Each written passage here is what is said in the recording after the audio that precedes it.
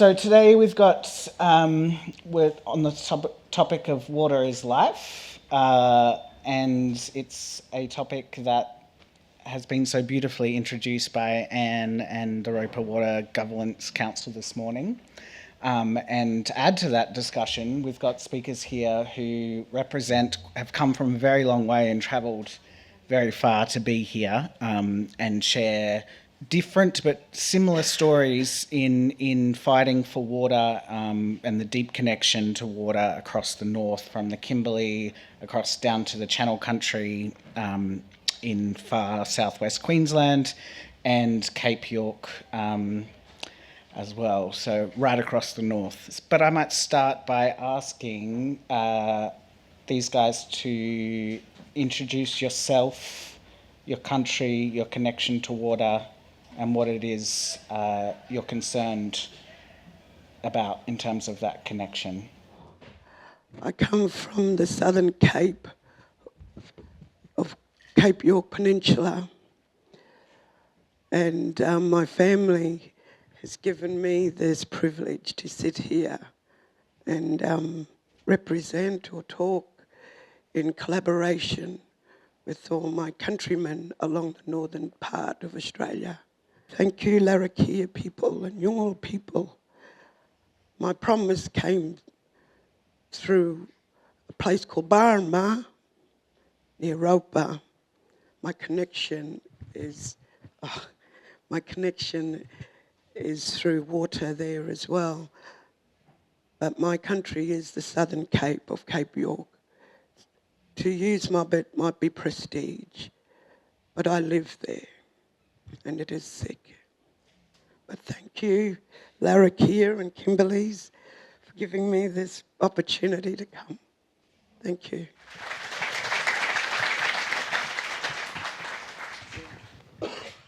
Hi, my name's Josh Gorringe. I'd like to pay my respects to the Larrakia people too.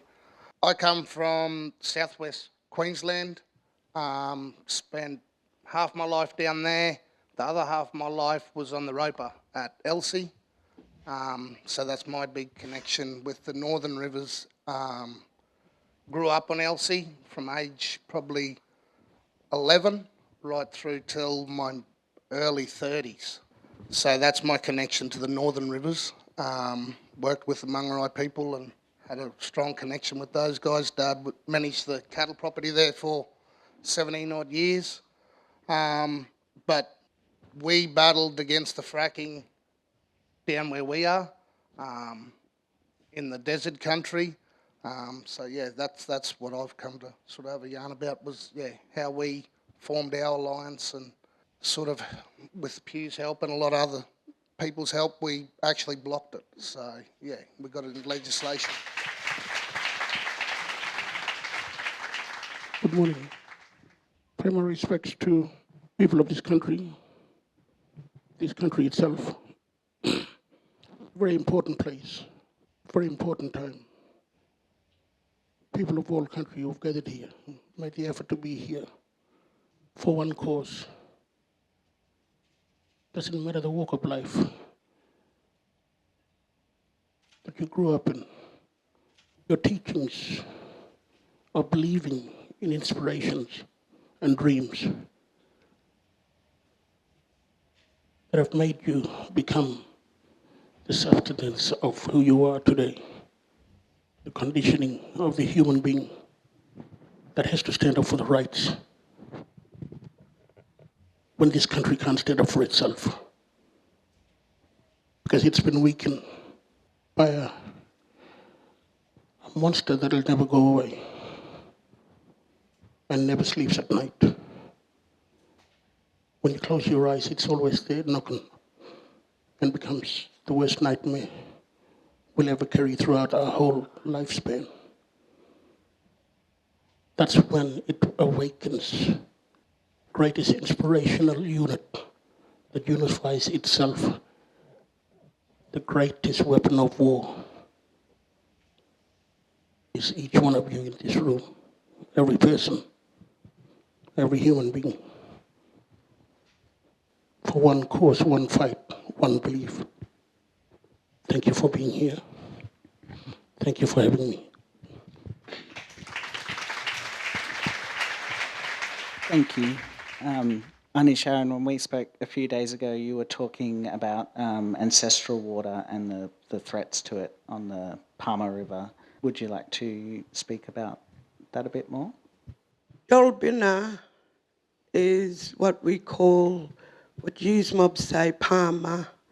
Palmer River is a place where I live. My dad and them bought many years ago a cattle station. So I live on 146,000 hectares of prime beef cattle station. We got that station to keep our sacred sites intact, because if we damaged it, our life would be damaged, not physically yet, but spiritually, and it's a slow process. You must understand that Yalanji is a massive area. It comprises of rainforest that meets the sea. That's where Jarbo, my law, comes from for purposes of water, because it's lush. But I'm also Western, which is Jilbra, Nullarbor, Jilbra, which is sunset, and that is man country. So it is a privilege to sit here after many years and talk on my country. Joel Binner, all I can say is when you sit on especially on sunset, the rays of the sun, when it hits Jarramilla, it bursts out with silver and gold. It is well known to be the river of gold. And since the Rika Stockade time, many of the prospectors came up to Jarramilla to find alluvial gold. So they wrecked a lot of our waterways. The waterways on the western side of Nullarbor, Jilbra, Nullarbor, Kawan, Jilko, is devastating because it runs through man's country, which I call Burma. So to be a woman living Jarbo, to live on man country, Burma, you need to know your place in the whole circle and stream of life. They call it a man's world, where I call it safety in my world, because the western part of Western Yalanji is very much man. We don't have woman areas, but I caretake the rivers. So Jarramilla is the main big source of which you call Palmer, was named after that ruthless pioneer, Palmer. But when I talk of Jarramilla, because Jarramilla is the life, the Bunnawarren, the water, the running water. That is the sole purpose of Jarbo, me, in a man's country. It doesn't show that the men are superior. It shows that the Burma safeguards us. And the whole river system runs from our sovereign that I was taught. The sovereign is Nuchakura, Nanjan. Nuchakura is divine law, and it runs through the river that we call through Joyaba Yilki, and that is Star River. So Joyaba Yilki is where my birthplace is as well. The Palmer River is a big factor to me and my family because it runs into the mouth of the major catchment in Cape York, the Mitchell River catchment that feeds all the way down to the Delta, right down into Kowanyama.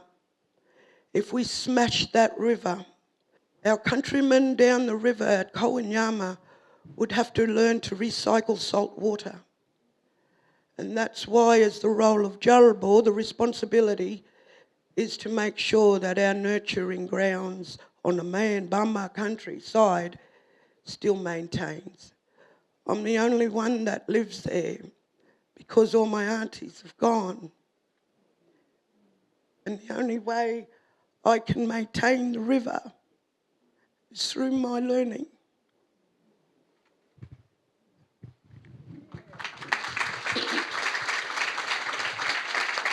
That was amazing. Thank you for sharing that. It was great.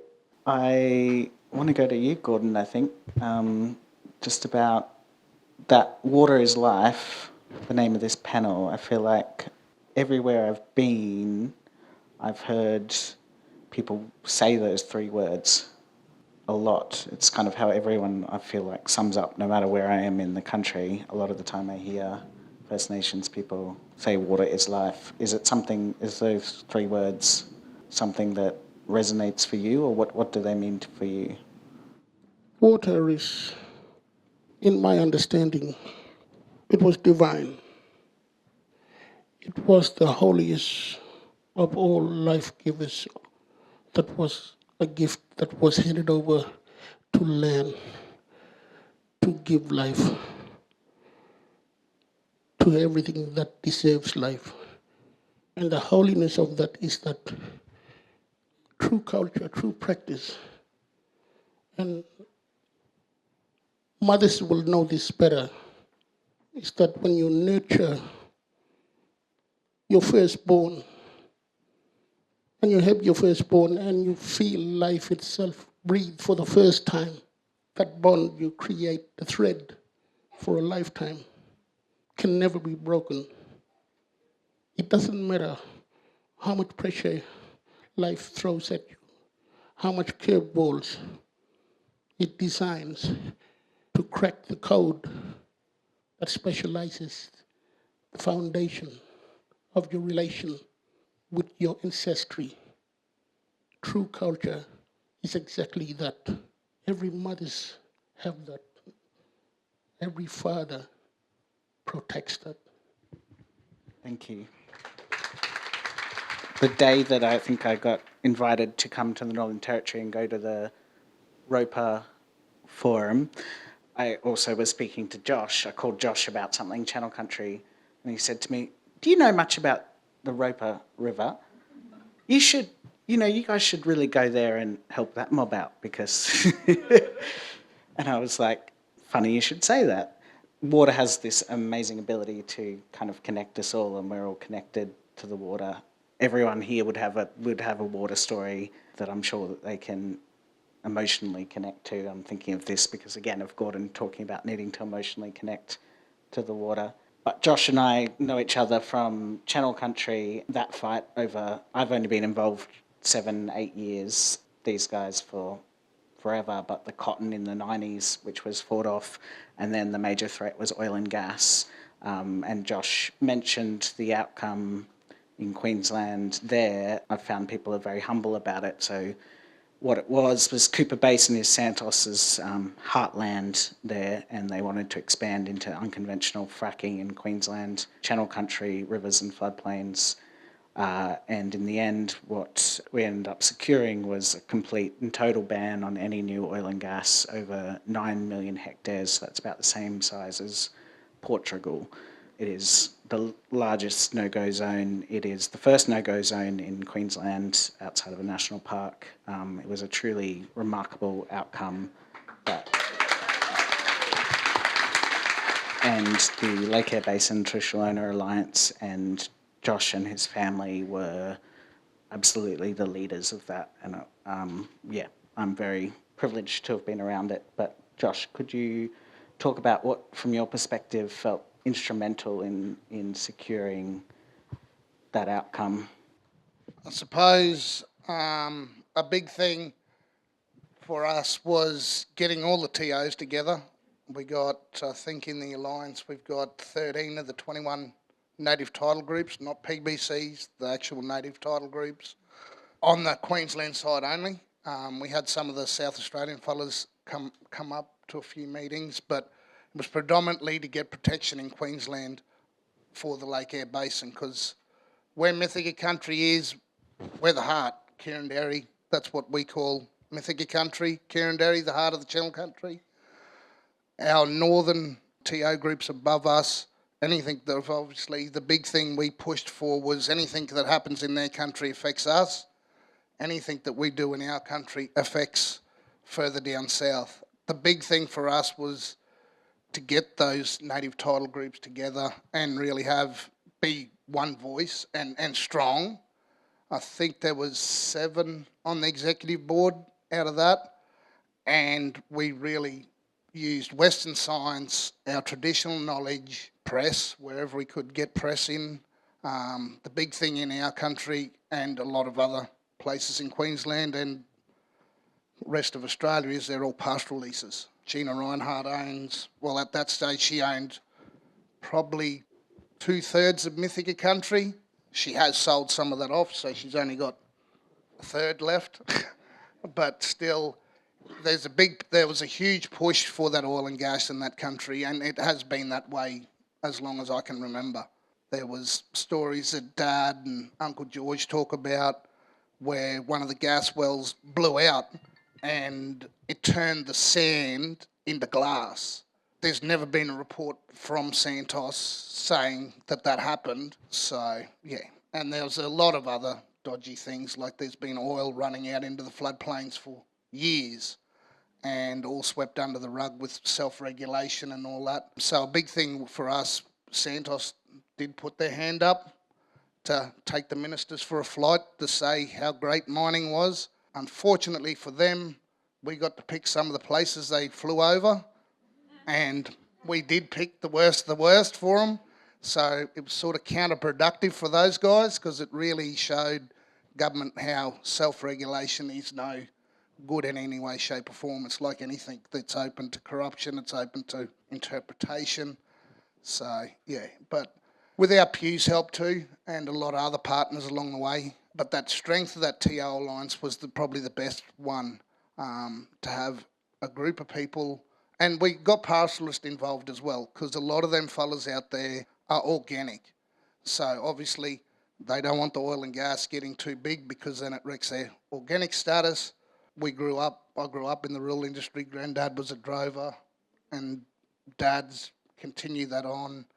So we know what the pastoral industry, the good, the bad parts of the pastoral industry are. All the places we've ever been, including Elsie on the Roper, we've always treated all the water systems like they were our own, from old people telling us about the waters in our country, and we've treated all the water the same way, no matter what country we've been on. Because at the end of the day, in our country, the water doesn't flow all year. This year, it has flowed for a long time. It's still flowing into Lake Eyre now, and we were flooded in Windora 5 months ago. So that water's taken 5 months to actually hit Lake Eyre. And for us, that's a huge thing. But the underground water for us as well, like people talk, oh, you don't have a lot of water, it's not flowing, they're not rivers. It's not so much the above water, it's the below ground water as well. Like the Artesian Basin, it's continually moving, it flows everywhere. Then you got all your sub-artesians, and scientists keep telling, oh, they're not connected. All those water systems are connected in one way, shape or form. The government talks about emerging springs. Those springs aren't emerging, they're just re-emerging because of the huge impact on the Great Artesian Basin.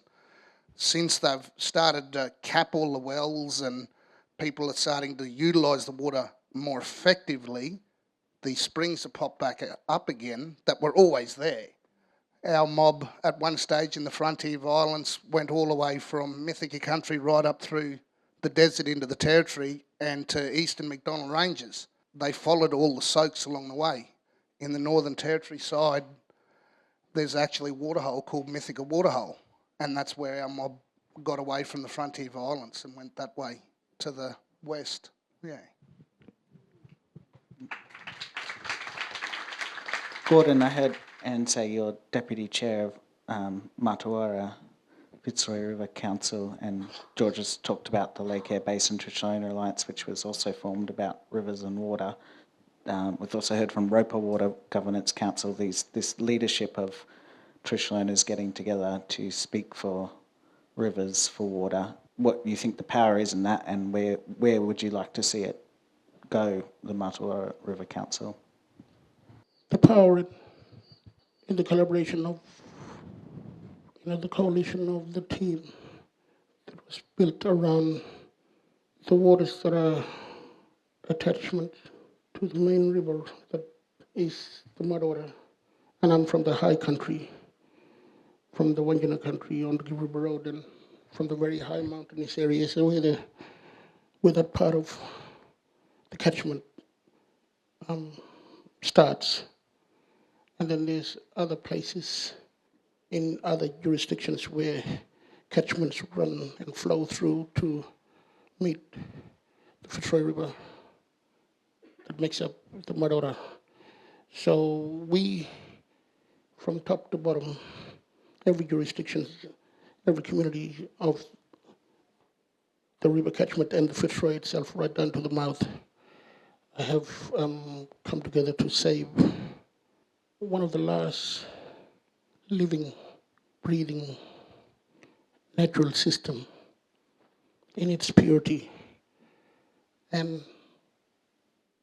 everyone on that panel gives that life support and that understanding to each other and direction and the belief that we can stand this internal fight, eternal pressure, and eternally fly that flag that says we are the First Nations people, we have a right, this is our right. It has been spiritually, mentally, physically for over 40,000 years. This is our responsibility.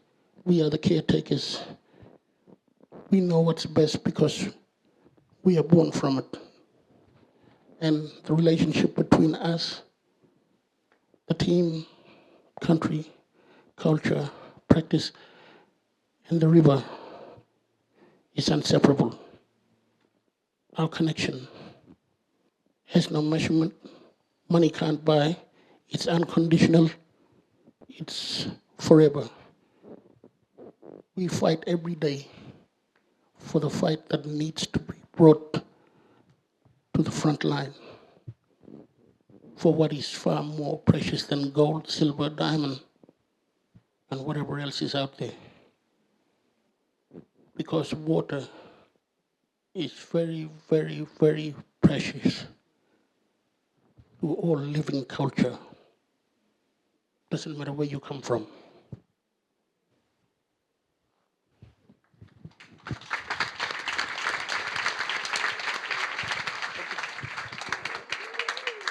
Can I just finish with something very quickly? As indigenous people, our rights were taken away from us when we were children. And some of us were shoved off to schools. And they call it the stolen generation. We were told we were going to a better place for an education. We didn't know what that was. I was a 5-year-old kid, told I was going fishing on a fishing trip. I looked behind me at the camp, at the homestead. There were workers, old people, young people, parents of all ages. I came back 25 years later, no one was there, only ruins. When we got assimilated, we got beaten, we got whipped, we got spat on, we got kicked around. That was what was going on to break us, to break our spirits. And when I left, I had a mom and dad. When I came back, I had no one. And to this day, I will not address my mom as my mom. I cannot use that word. I don't address my dad as my dad. I cannot use that word because they took that away from me. And I can't find how to reconnect to that, something so simple. Because the thing that I remember is that we were told our parents didn't want us. Our parents passed away. Our parents went off in separate directions and didn't care for us. So I couldn't trust. And I'm learning all over again. I'm a kid, still trying to find my mom and dad, even when they're in front of me. I will not say, Mom, I love you. Dad, I'm proud of you. I don't blame you. It wasn't your fault. It just happened. So I'd like for everyone here in the room today to do me a favor. When you walk out of this room, call someone very close to you at home. Mom, dad, brother, sister. Call them as soon as they pick up the phone. Tell them that you love them. They don't need an explanation. Just tell them you love them. Help me. Help someone else to keep that thread of connection alive so that they don't lose it and lose their way in life. Thank you very much.